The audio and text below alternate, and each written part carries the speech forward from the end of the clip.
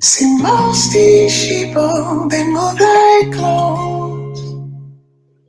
That's why I be on my own. My mama thought I was a joke. Come on in. But Miss Badu told me I got no way. You can't tell me nothing else.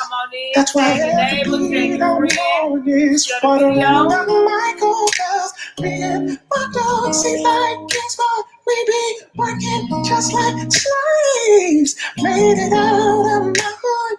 I deserve some accolades. So I need more than kudos and I ain't fight. Cause I went from sidelines to the limelight. And I shine bright, ice cold, boys connect. Never moved white, this ain't blindside. Fire, but you feel the spirit, whole flow shining like soul glow. Never lyric still cold, so most po spirit.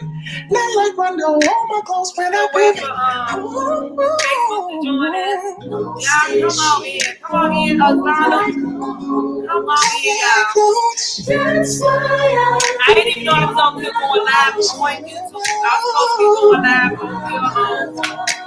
I must be going live on here on Facebook. Y'all gonna get the replay on Facebook. I ain't gonna save it on here on YouTube. I ain't supposed to be on here playing this music. What's up, Savannah? What's up, Savannah? Hey, brother, how y'all doing? Y'all come on in. Make sure y'all like this video. Make sure y'all like this video. Make sure y'all give this video a thumbs up. All that good stuff. All that good stuff. Tag your neighbor, tag your friend. Let them know what's up, Miss T. Hey, Shelby, y'all come on in. Come on in. I know it's some other people going live, but we got some real shit going on over here. I need y'all to come on here. What's up, Tanisha? Y'all come on in. Come on in, ladies. Long time no see. Yeah, I'll be right back because my baby got her teeth here to go out.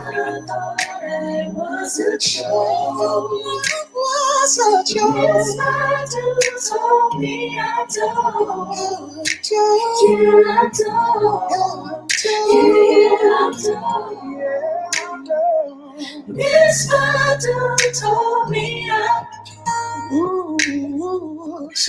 okay, y'all. Y'all come on in. Come on in, y'all. Hey, hey, look. Come along, see this shit right out. Look, I don't know what that is. Come on in, Victoria. Come on in, Tonya. Everybody, come on in. Hey, Linda.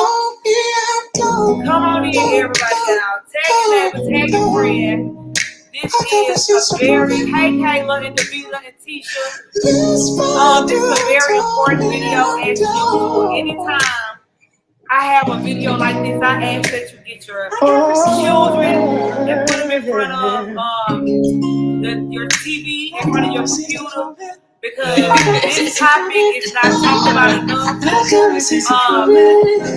It's not, hey, Jacqueline and Shay and Marcia. It's not talked about enough. We're not honest about it enough. And I'm glad that y'all can have these type of conversations because we have. Not only are people being exposed for who they are, but they are also freeing themselves, and they also have the opportunity to warn other people. It ain't just about exposing people and being mean and bringing people's families down and all that kind of stuff like that. It's about prevention. If I say something, if I tell, then somebody see it, when they see that person, they don't have to deal with it. They don't have to go over there because they see the possibilities of what can happen. So thank y'all so much for coming on here and joining us this evening on Somebody's Business. Today we have on here a beautiful young lady from California. She is here. She reached out to me because she wanted to tell her story on here and warn other people, and not just for that, but just for her daughter's voice to be heard. So everybody, welcome Miss Shaquita Ballard to the show. Hey, Shaquita. Hey. How you doing? I'm good. Doing good. Okay. First of all, I want to say thank you so much for being on here. I appreciate you trusting this platform to come on here and be an advocate for your daughter.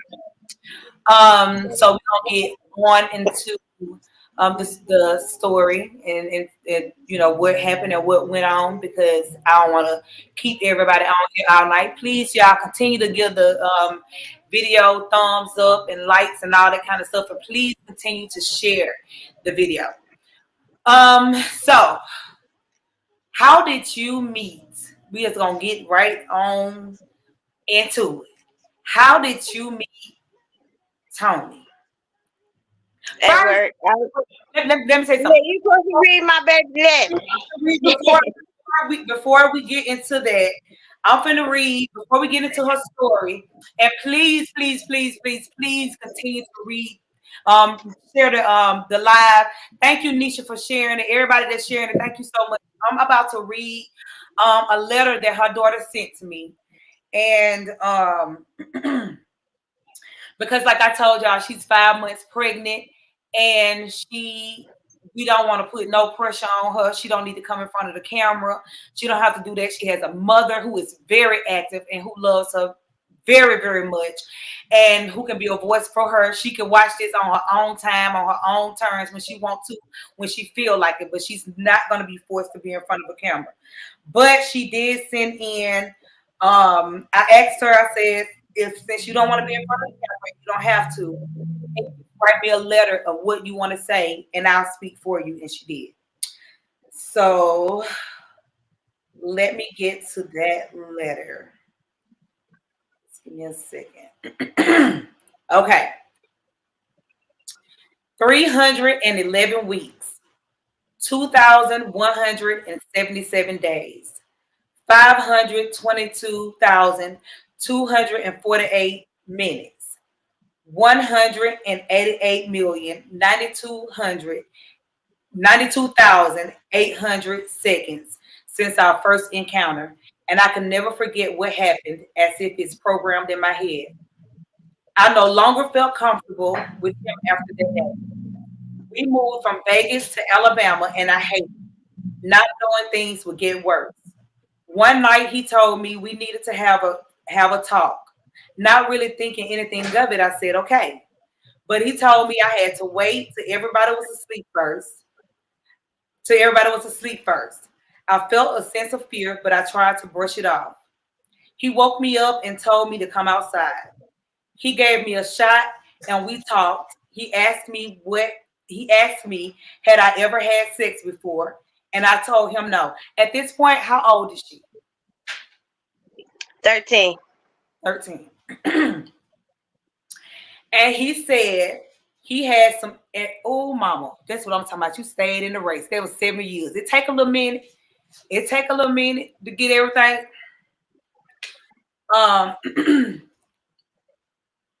He gave me a shot and we talked. He asked me, had I ever had sex before? And I told him no. He said he had some toys and he could teach me and show me how to do it, but I had to put it on somebody that I loved. I wouldn't tell anybody. I told the next day, though, anybody I could tell. He knew something that I didn't. He knew they wouldn't believe me. He even told me one night he was happy that I told, but he knew they wouldn't believe me. I didn't understand, and I no longer spoke up about the stuff he would say to me when it was just me and him. I felt defeated. What I didn't know was that he was preparing me for something I didn't believe. One night, I woke up to him laying in bed with me. He told me to come to the bathroom with him, so I did. Still not thinking anything was going to happen. He stood behind me and told me that I could keep my bra on, but I need to take my pants off. I froze. I couldn't talk or move. So when I didn't, he put his hands in my pants and began to touch my vagina and my butt. All I could do was cry, and he told me that everything would be fine. I didn't stop crying though, so he said we could just go lay down together. Before he could get into bed though, my mom walked in the room and he acted like he was just checking on my little sisters. I grew angry and mute. I was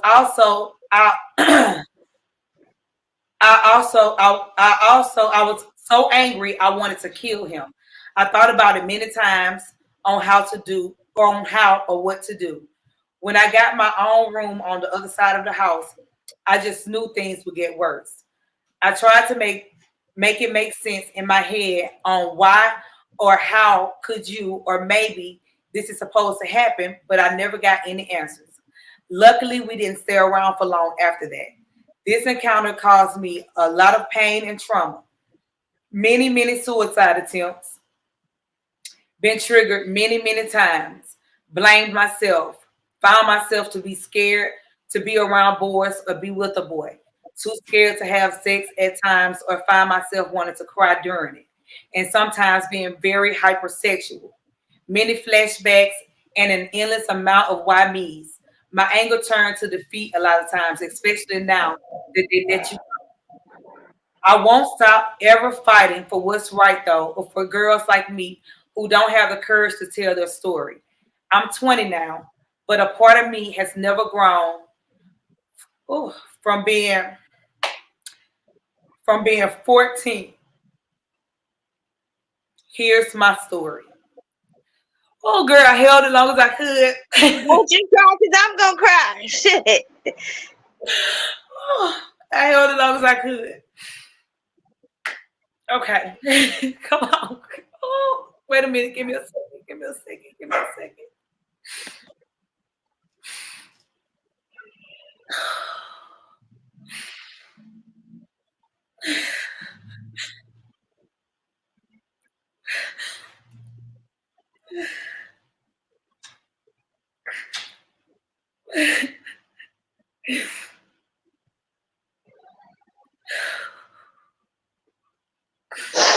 I'm so sorry.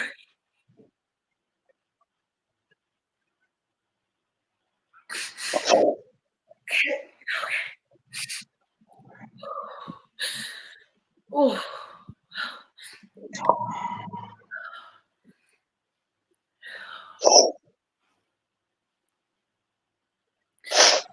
I'm sorry. I'm sorry, y'all.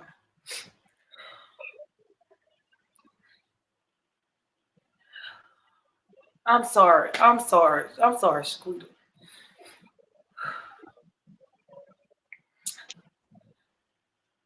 Okay.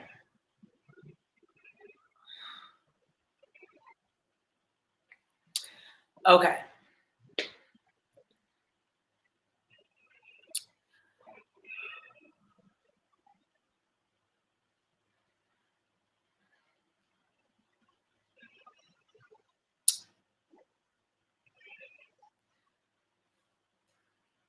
I'm okay. I'm ready. Okay. All right. Okay. So, what were you doing and what was life like for you and your babies before you met Tony? I had just left California, being in an abusive relationship for 13 years. And the child that we're discussing, she hadn't lived with me because of the abuse. I had just recently got her back. Um, Life was good. It was me and my three youngest babies. I went to work. We went to the library on off days. Life was good. So, take me to I had to plug on my computer, y'all. Take me to the moment that you met Tony, your initial encounter with Tony. I was at work. He had been coming to my job. One of his friends worked with me, and he had been coming to my job. And where was And I this? was like, Where was this at? In Las Vegas? yeah. Okay. And I met him at work, and we just exchanged numbers. Because he had been coming in there regularly, and we exchanged numbers. Then we started hanging out, and just kind of went from there.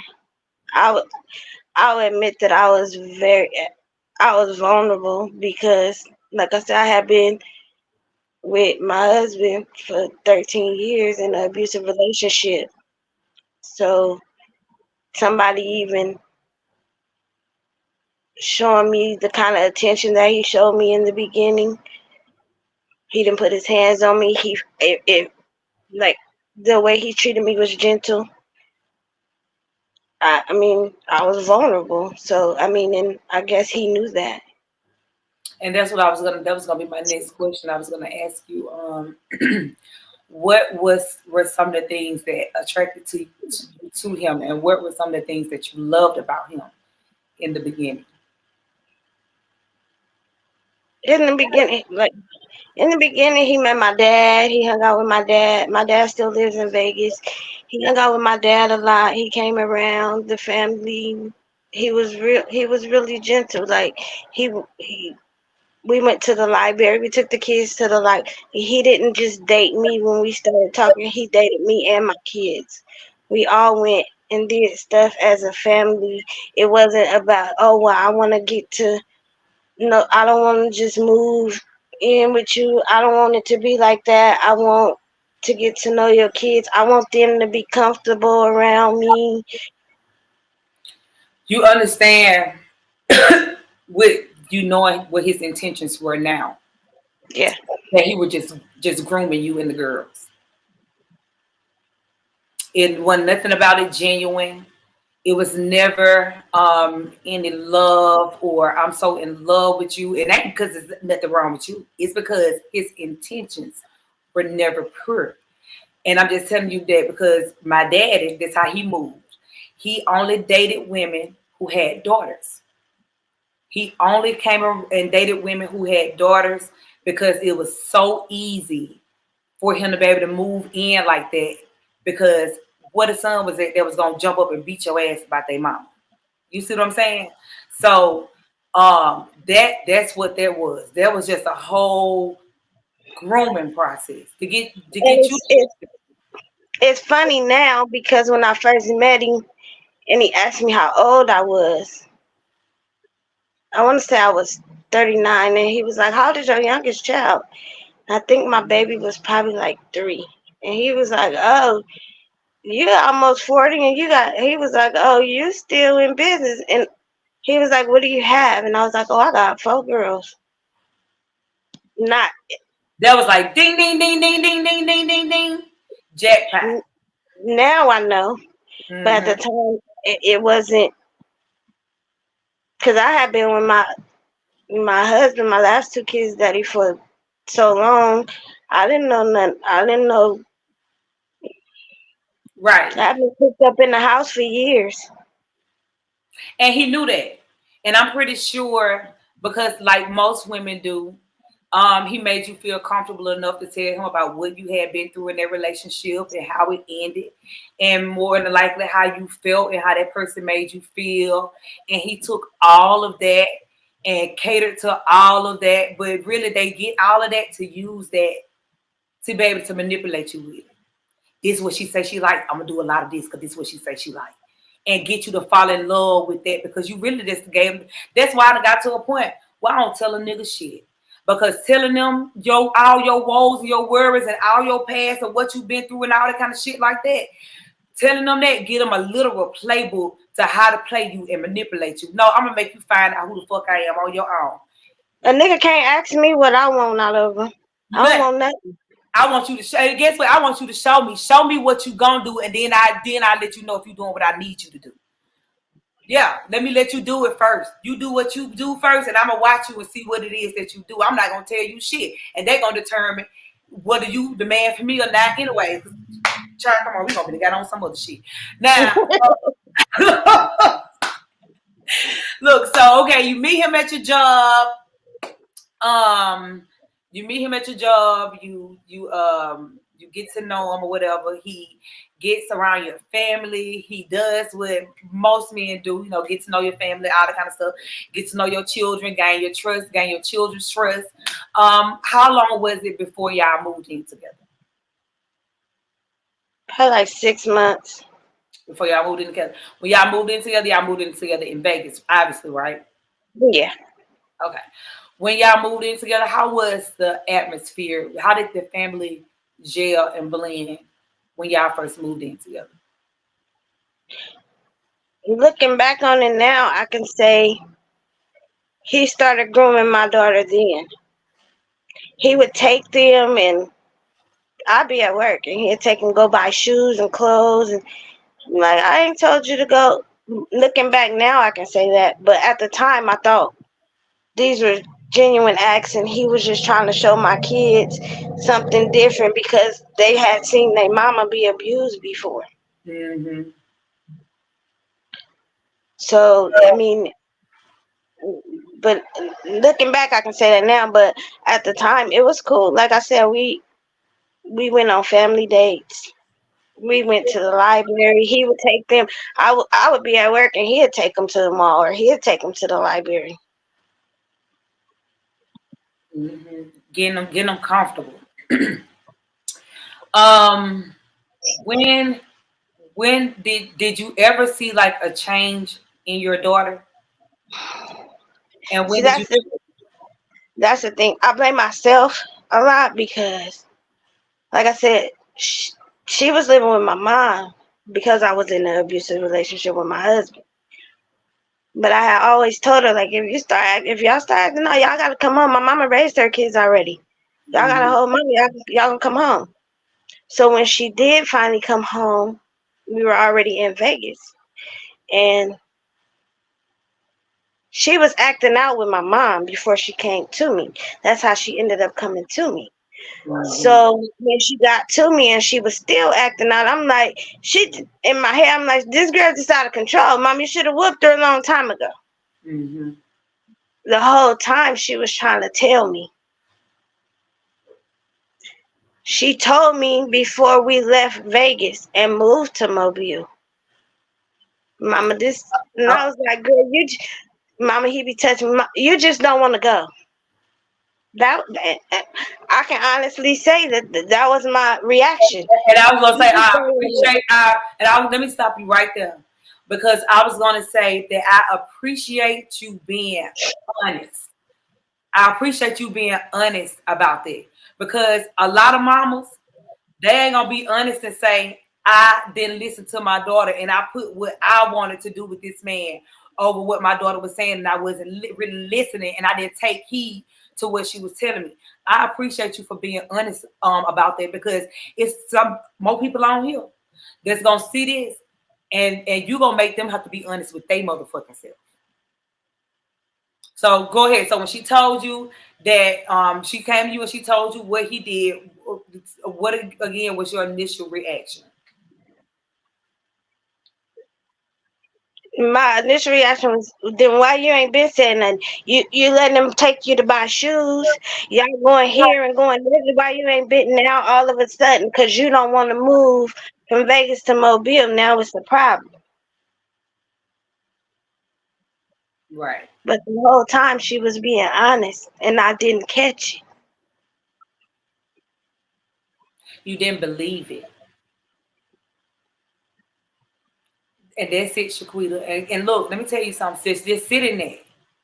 Just sit in there for a moment and accept it. It ain't got nothing to do with you ain't catch it. You didn't want to believe that the man you chose. I had to sit there about my dad. You didn't want the man that you chose to bring up. You didn't want didn't want to believe that the man that you chose to bring around your children would do them like that. And you just didn't believe her when she said it. Just point blank, period. That just is what it is. And thank you for being honest and taking accountability for that. Because she needs to be able to see and hear that. That's going to be so healing for her. That my mama ain't making no excuses. She dropped the ball and it just is what it is. And this what happened. But y'all starting to heal now. So, when she told you that that he did and y'all moved to Alabama. Once y'all got to Alabama, how was it? How was she? We met some great people in Alabama. They know who they are. They'll always be family. They know who they are. She still was kind of like, but it's a whole different atmosphere there. Mm-hmm. We born and raised in California, so it's a whole different atmosphere. Everybody's so like you meet people, and it's a different kind of love. Like, Mm-hmm. yes, ma'am, no, ma'am. My kids is from California. They what's up to Yeah. grown? I mean, that it's just what it is. Yeah, different. So when we got there and we met these people, it was a whole different kind of love that they showed us. And she went to them, and when she went to them and told them, it opened my eyes. Cause we don't know these people for real. When she went to them and she told them, what was it or who was it that told you ain't gotta say no name, but what was it that made you be like, okay, this shit happened? I start seeing it, not physically seeing it, but no, she can't go spend a night nowhere. It was just he started making her. He was so mean. I felt like now he had us in his atmosphere. Isolating. It's it's gonna go my way now. Isolating, and that's what he did. When y'all moved to Alabama, he got all you and your girls, and he was able to bring you to a place that you knew nothing about and isolate you from your family so that he could have complete and total control. The not wanting her to go anywhere at this point and not wanting her to go spend the night in nobody's house, that was all about keeping her hush because in control. Because if she leaves this atmosphere, this controlled atmosphere, I don't know what she might say. If she leave this controlled atmosphere, somebody might ask her something about me, how she like about me or something. She might start telling them what's really going on over here. So that's all that was about. It's just that you didn't see it, but that was completely about all of that. Was all about just getting you and your girls, isolating y'all, and having complete and total control. Whew. Okay, so you started seeing it, and and with him not wanting her to go nowhere. How did you start seeing it in her behavior?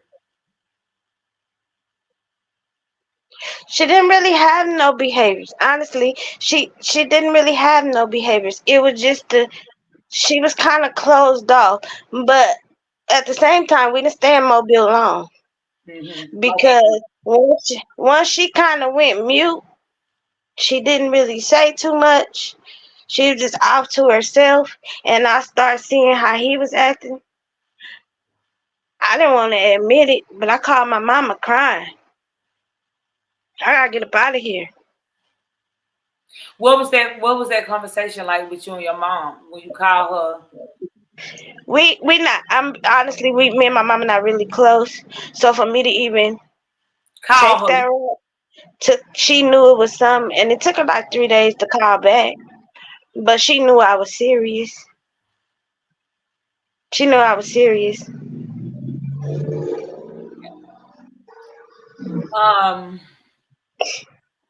So once you finally believed it and it finally sunk in that he done went and putting his hands and planning and doing what he doing. When you packed up, you moved back to California, right? I stayed in Mobile for about another 2 months. I stayed there for about another 2 months, but not around him. He know where I was. Okay. I stayed for about another 2 months, and then my stepfather passed away, and my mama needed me, and I was ready to come home anyway. So me and my kid, we left everything and came home. But I still was in communication with him, and my daughter she was angry. Mama, you stupid. Why you talking to him?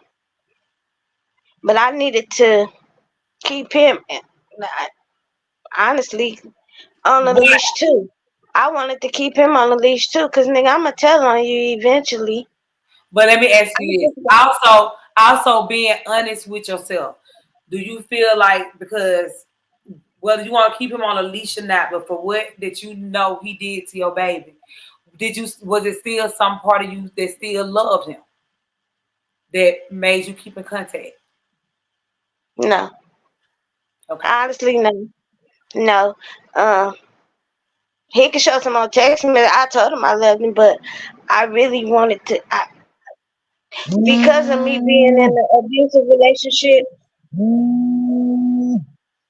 for so long, and then me out of that, I was trying to pick his brain. Like I needed to know what I did.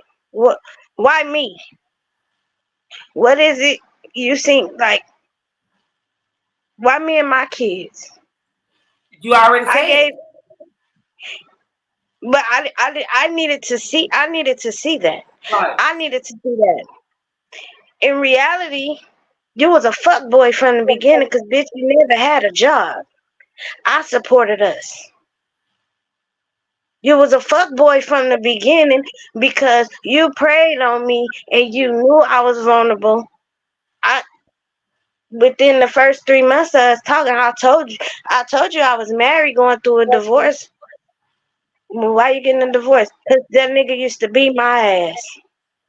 And that's when he had you. At that moment, that's when he knew how to play you. Cause I could just only imagine, just from sitting here where I'm sitting at and interviewing several women, um,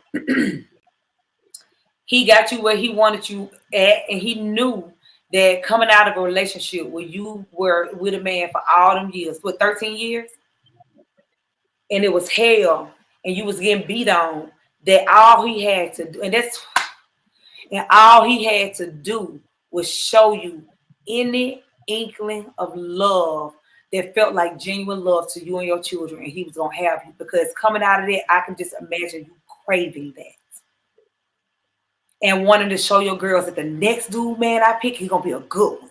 He gonna do this, this. That. I already know. I get it. I get it. You made a whole lot of mistakes and you fucked up. You know what I'm saying? But you took accountability and you moved like a woman that was in pain. You moved like a woman who don't have a great relationship with her mother. You see what I'm saying? You moved like a woman like that. So once y'all got back to Las Vegas and all that kind of stuff like that, right? Once y'all got to Las Vegas, back to California, right? To California. And you went down there. When did you and your daughter decide that I'm finna go forward with this? We finna press charges on this fuck boy, as you call him, and all that kind of shit like that, because we ain't finna, we not gonna be a part of his role. When did y'all decide that? When did you go down there and do all that? When we got back to California, my baby, she started acting out. She didn't really act. I don't know if it's because we were so isolated in Mobile and we didn't know people. We didn't know who she could reach out to. But when we got back to California, she started showing out again. And then she went into like a deep depression. And then one night she decided she was gonna take some pills because she was ready to end it all.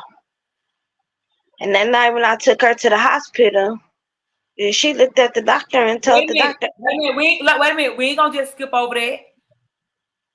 When you saw that your daughter had to took some pills, how did you find out? Did she come and tell you, or did you find her?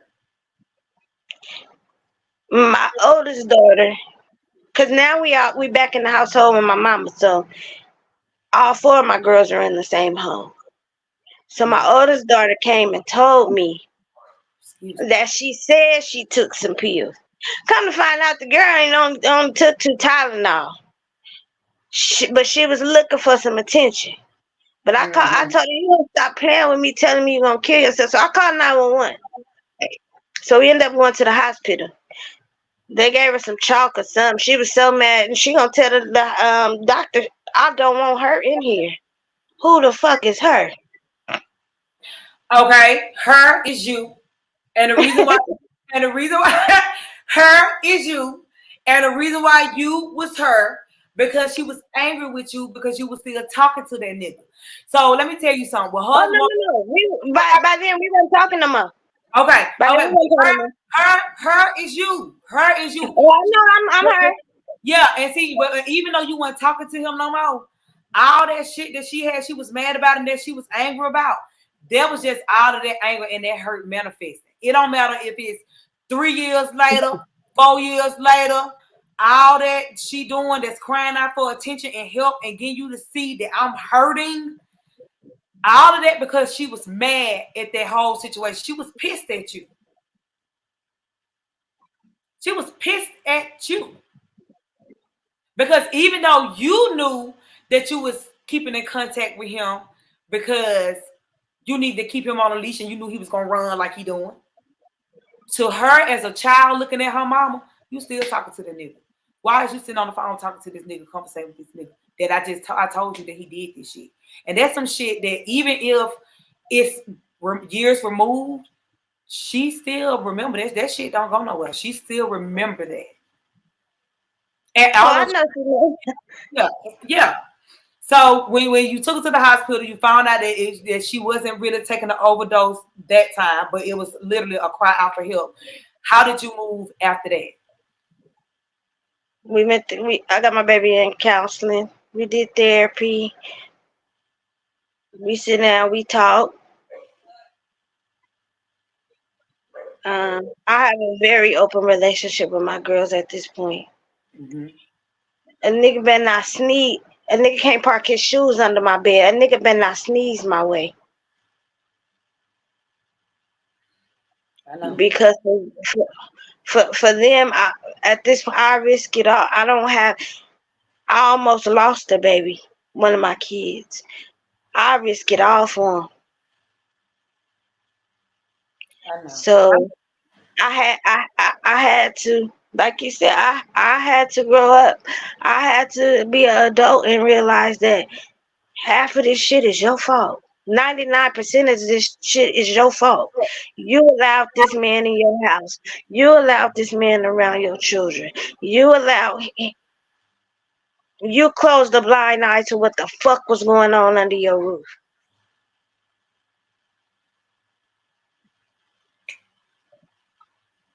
I love you for that, Shaquita. I love you for that. I'd be less of a woman to sit on this internet and act like it wasn't my fault. Oh, he did. He did. He did. His bitch ass did. But I'd be less of a woman and not take accountability for myself. For letting them come around. Because had I not left Vegas and moved to Mobile, the isolation wouldn't have happened. But you know what? You also probably wouldn't have found out because it took for somebody else outside of you to let you know what was going on for you to believe it. You're right. Everything. And I forever love them for that. Everything worked together for the good. It always do. Cause look how short of a time y'all was in Mobile before you found out. It could have been years. Some people get molested for years upon years upon years. But because you had somebody else who's like, bitch, wake up. It happened how it was supposed to happen. So y'all went to the you end up going to the courthouse, obviously to the police station and filing charges and doing all of that kind of stuff. Take me up to the point where y'all start getting to the point where you got the DA involved and y'all are mediating back and forth, like with him gonna plead, do a guilty plea and all that kind of stuff like that. Well, the state of Nevada wanted him anyway. Because tell us, before you get into that, tell us why the state of Nevada wants him anyway. Warning come before destruction. I didn't know what that meant as a little girl, but I know now. Warning come before destruction.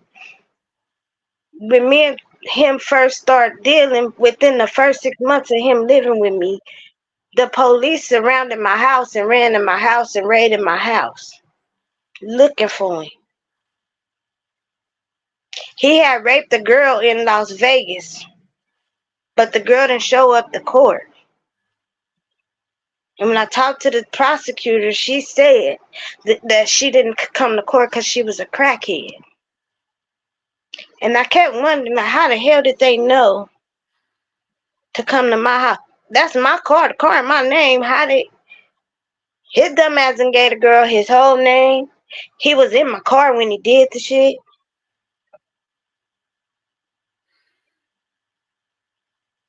So warning come before destruction.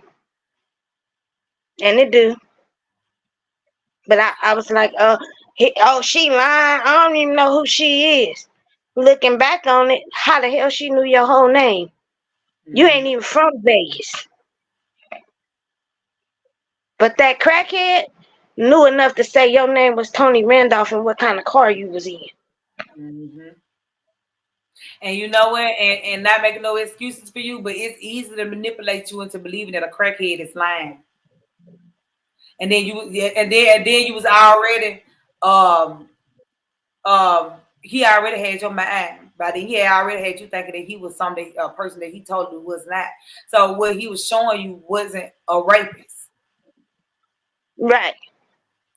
So that when I got my baby in counseling and all that, and we went to talking to the prosecutors and stuff, they were already wanted him.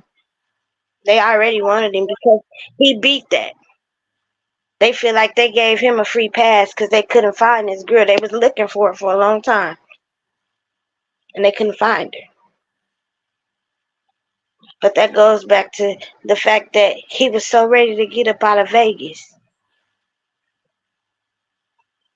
Because you knew if they found you, they was going to take your ass to jail for that. Right. That's why them little 5 years ain't shit. They want him. And whenever they catch his ass, the same way I'm sitting on this internet talking to you, I'm going to talk to the judge.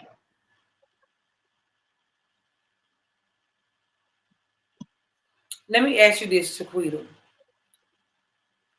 He is in Mobile, Latoria. He is currently in Mobile right now. He be at Bruce Nem house. I dropped receipts on this page yesterday. Let's get back to that. Because I wanted to clear up some things. Bruce still alive yesterday. You know how I felt about it, because you know once you sent me that screenshot about what that baby said, it set me off. I was in your phone. So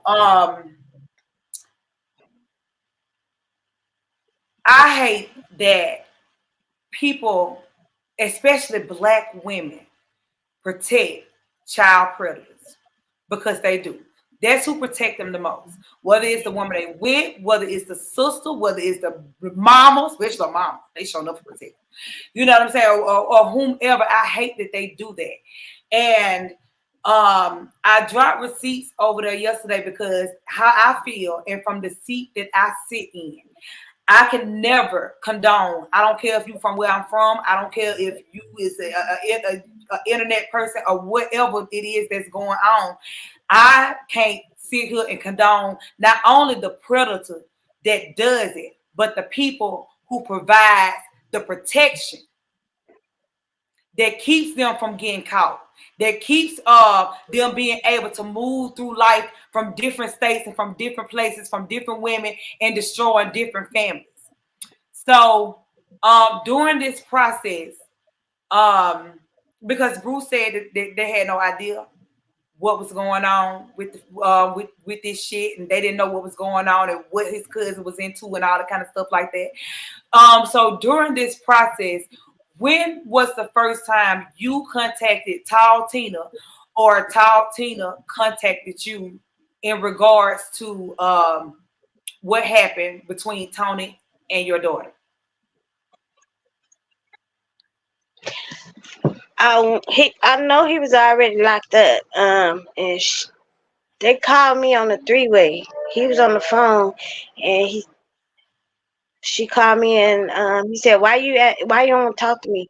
And I said, "Bitch, because you know what the fuck you did to my daughter." And that was the end of the conversation. But he was already in jail in Mobile for when he ran up in that girl house or whatever and robbed the girl house or whatever the fuck he did. I don't know. I was gone. But so he got out. I want to say he got out whenever he got released from prison. What year was that? I want to say 2020. Because we was already living here. Whatever you... No. Last year, November. When he got released from prison, Vegas picked him up. He didn't even touched the streets. Tina called me and asked me, she said that he was supposed to be getting released, and did I know anything about Vegas picking him up? And I said, no, I don't know, but I hadn't talked to him, to the prosecutor, and then I didn't know what was going on at the time. All I knew was he was still in the penitentiary in Alabama. I didn't even know he had a release date. I didn't know none of that. And then she called me again and she said, well, I can't get I think they picked him up. So I went online and I looked and I sent her the information with the case number. I said, yeah, they got him, with the case number and all that. And the charge. So, right.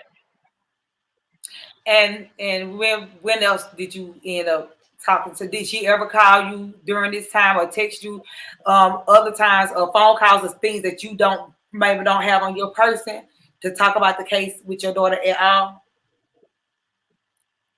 The only time she called me about is about when he go to court, or whether I gonna testify, whether I'm talk to the judge. But I mean, just in general, to call and say, y'all all right? How your baby doing? No.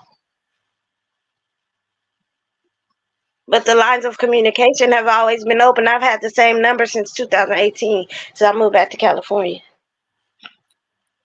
And although she knew this, nobody in the family, nobody called to check on your baby to see, besides the family that you made down there, called to check on your baby to see if she was good.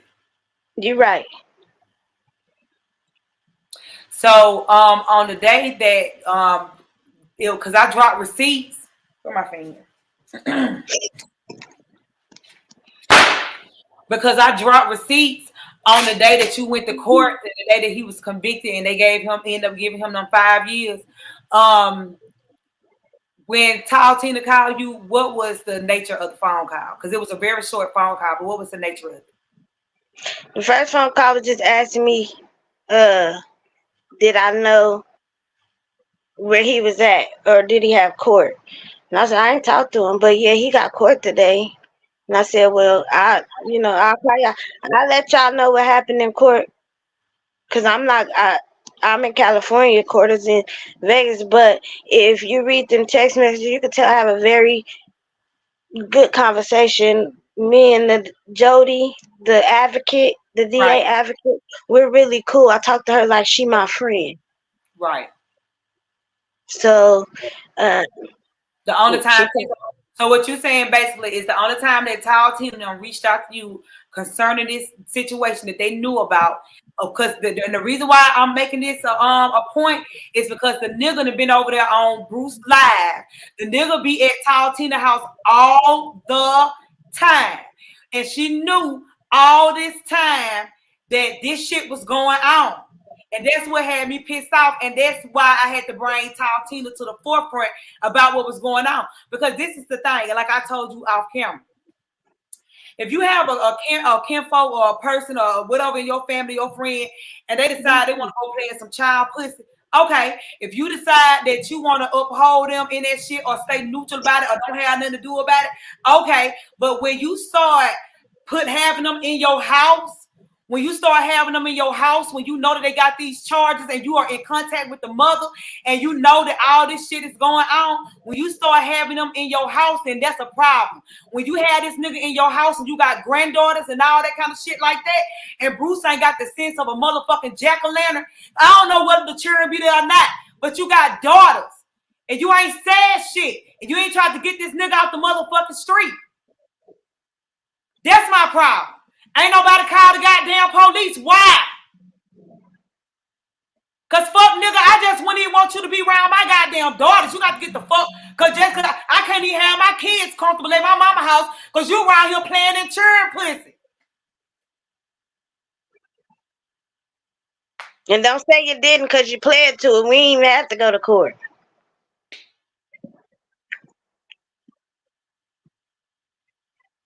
And this why this shit is able to continue to go on and on and on. And that little boy that ended up being the one that hunched because he got touched, ended up being a motherfucking rapist and all that shit. Because don't nobody tell. Don't nobody tell.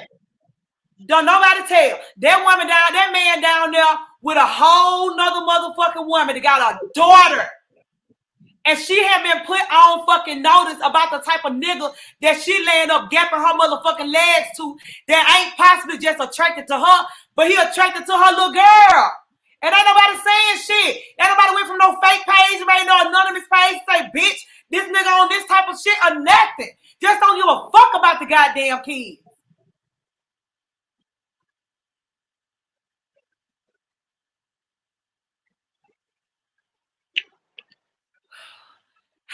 Oh, it just pissed me.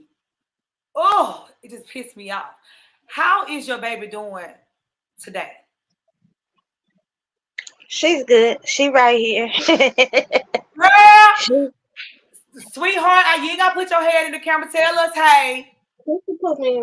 She said you could put her in the camera. You want to talk? Yes, I know. Come on in the camera. Hello. Hey, mama.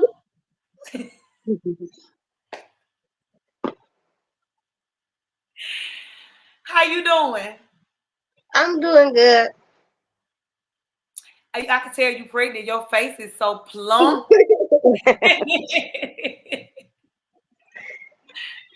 Did you this is the baby right here. You a baby to me because I got a daughter older than you, honey. Did you want to say and first of all, let me tell you, thank you for coming in front of the camera because I know you did not want to be on camera.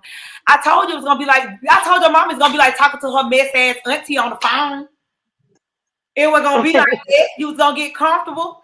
I know you didn't want to come on camera and you didn't really want to, speak on camera. So thank you for your bravery. I really appreciate it. And I love you for that. Because it's going to be other young girls that's out here that's going to see you, that's going to come on camera and say what the fuck it is because your little chocolate pretty ass decided to come on camera and say what it is. So what would you like to say about anything? And what would you like to say to other little girls who could possibly go through what you went through? First of all, when I started counseling, I didn't plan on telling my counselor that even happened to me.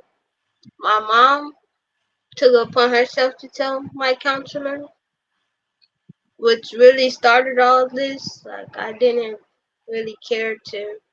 I didn't care to tell the police or anything, but I just didn't want to go through that. So I didn't want to tell my counselor that anything had happened to me. So I want to thank my mom for that because she could have left it alone, but she didn't. I told you, Shaquita, no matter what, she gonna always remember that you fought for her.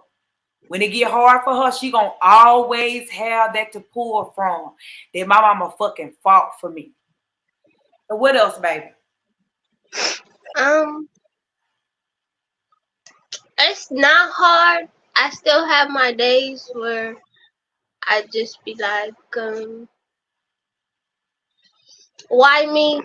Or like try to make sense of why you could have chose me. But at the same time, I'd rather it have been me than my younger sister. Not that it should have happened at all, but I had to be the strong one out of all of us. This is exactly what my daughter told me. So, yeah, I just try to keep my mind going. When I'm down, well, I'm going to be a mom now, so it's just like I got to protect my own baby. It's like my mom protected me. She didn't believe me at first, but in that kind of situation. Cause I was a bad kid, so it's kind of like, well, I really don't believe you. I don't think I would kind of believe myself at the time, but she didn't. She could have kept it a secret or not said anything, and I don't think I would have been able to sit on here and tell everybody what happened. So yeah. Anything you would like to tell other young girls who are maybe going through it right now and they are afraid to speak up? Tell anybody you can, whether you gotta tell a friend at school or a teacher or just anybody. Like I told anybody that I could, that I felt like would listen to me, even if you feel like you're at defeat. Just keep on telling and keep. Somebody's gonna believe you eventually, and they're gonna take the necessary steps to get in a position like this. And I hope putting them away doesn't take as long as it took with me. I'm 20 now, and this happened when I was 14. So I mean, I can't rush to judge or anybody, but you know, I just wish I maybe like if I would have told somebody sooner or anything like that, then this would have been taken care of. Anything else you would like to say, Mom? I'm proud of her. Get in the camera, Shaquita. Right now, I'm proud of her because I don't think she was gonna say nothing. Me I neither. didn't think she was gonna say nothing. But I'm proud of her right now because it been a struggle. Every day is a struggle. Every day is a struggle, but I mean, like she said, she went through it so her sisters didn't have to go through it. I know how to protect my grandbaby now. Mhm. I know how. It's taught me to be a better mother, to pay attention to what's going on. I tell anybody in the world, like, I've always been, I left home when I was 13. I didn't go home till I was grown and pregnant with my oldest daughter. And I survived the streets. I didn't hoe. I didn't do none of that. I didn't even start having sex till I was 19, but I was in the streets. Like, I was selling drugs and all kind of shit. But my kids didn't see that. They grew up secluded in the white people neighborhood. So when shit like this happened to them, this shit wasn't never supposed to happen. So I tell any woman before you even I want to date you and the kids, do a background check. Because had I just typed in his name, I would have found out that this nigga been in jail several fucking times. Mm-hmm. Maybe not for what he's being convicted of now, but I would have knew he had a history of bullshit. Mm-hmm. that I don't want around my kids going to the jail to see a nigga. Right. If that's the case, we could have stayed with their daddy.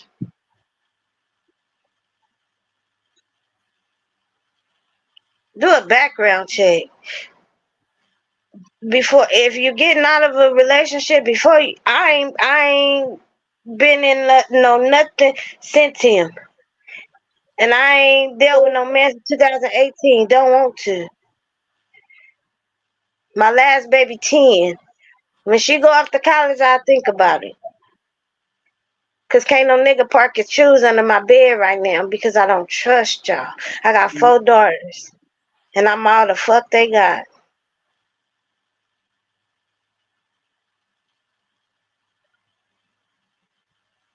And if your daughter ever come to you and say, I don't give a fuck how bad she acting out. My baby just said she was bad as fuck. She don't know if she would have believed it either. I don't care how bad. It's a reason why that kid acting out. Mm-hmm. It always Put, is. I don't I don't give a fuck. I went through counseling.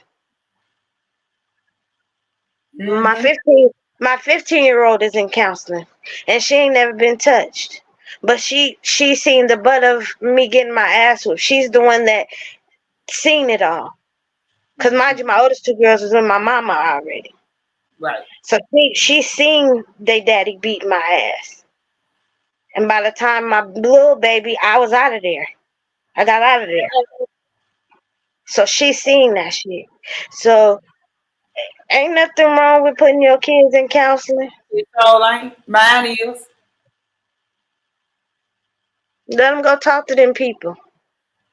Something might come out. You might not know. Something might come out. But I did tell the counselors, y'all need to figure out what's going on because yeah. But I also put my other kids in counseling to see if they had been touched and they told me either. Right. Which is a good thing to do.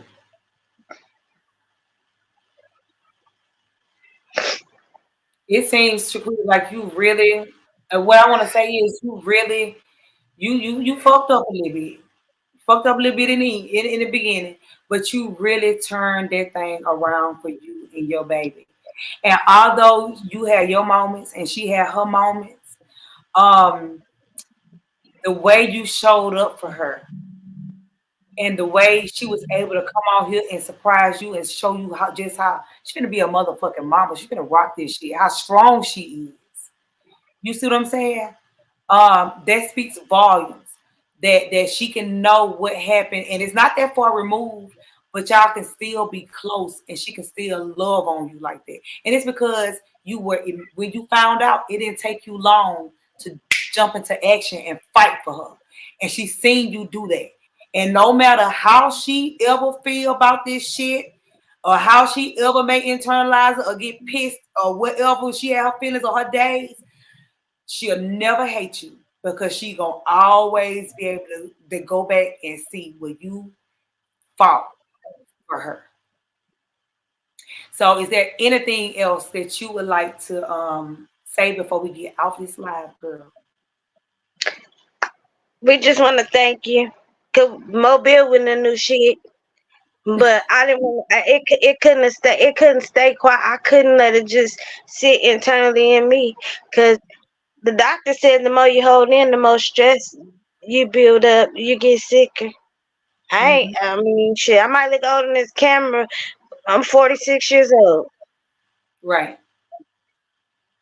I plan on being around for my grandbaby. Me too. I know that's right. Me too. I sure plan on being around time. I have to let this shit go. And you know I what? have, And you know what? Now, I don't want you to keep on stressing about it, Shaquita. I don't want you to keep on worrying about it, Shaquita. Now it's out there. The word is out there. Now just let go and let God do what he do. Faith without works is dead. You have done the work. You have done the work. You came on here, you've been honest, you've been open, you've been transparent, you've told what happened, you have put him out here. Now everybody finna find him. He finna get found. He won't be on the streets long. He will not be on the streets long. And to before we get off of here, to any other families, I want to say that if you are a family member or if you know somebody in your family that is currently know that somebody in the family is touching on somebody, please tell. If it's a child that's watching, baby, and look, if Uncle Charlie, if Auntie Mary, if cousin Tyrone, cousin Tasha, whoever the fuck it is, if they touching you in a way that they ain't got no goddamn business, please tell. Tell. And I'm gonna tell you how you gonna know. And this to the little kids that gonna watch this, because they be having their phones. When somebody come up behind you, like how that baby said he came up behind her in that bathroom, when somebody come up behind you and that feeling that you get, that telling you that this shit ain't right, and you feel that's God. That's God saying this ain't right. Go tell. Don't ignore that feeling. Go tell. No matter what they tell you about killing your mama, killing your daddy, blowing your house up, whatever the fuck they say they gonna do, it does not matter. Go tell, because if you don't tell, you giving them more chances to keep doing it to you over and over and over again. Your uncle could just be feeling on you right now, but that feeling on you gonna turn into putting his hands in your pants. That putting his hands in your pants gonna turn into him penetrating you. Go tell. Y'all have conversations and all that kind of shit with y'all cheering about this kind of stuff that's going on, because it is very important and it's needed. I just want to y'all, I thank y'all so much for joining. Y'all gonna make me cry. Y'all is really on here. Y'all, we've been in the 200s for a minute. Y'all used to drop me down to like about 40 people up here. Y'all stay on here to hear her story. I appreciate that, y'all. She needed y'all to hear it. This baby needed to be heard and to know that people believe her. Off the bat, we believe her. Ain't no victim blaming and no guilt tripping over here. None of that. You did everything you supposed to do, baby. And we proud of you. You did what I be begging everybody to do, and that is to tell. So thank you. Ooh. Thank y'all so much for being on here. Sweetheart, I just been a crybaby all week, bitch. I'm tired. But I love y'all so much. Thank you so much for coming on here. Thank you for trusting me to tell your story and to handle it. We love you too. Thank you. We love you too. And thank you for handling it, trusting me to tell it in my way, but still get the word out and it be told with respect and with grace. I love y'all. I love everybody that love me. Make sure y'all just continue to still go. Make sure y'all continue to go over there and share that video and share those pictures and that post with that picture of him. Get his ass out of there so we can get him out of here. Sixty could be around here having her baby in peace, but by the time that baby get here, he needs to be locked up. And that's just all motherfucking period. I love y'all. I love everybody that love me. I don't need no more face. And if you don't, baby.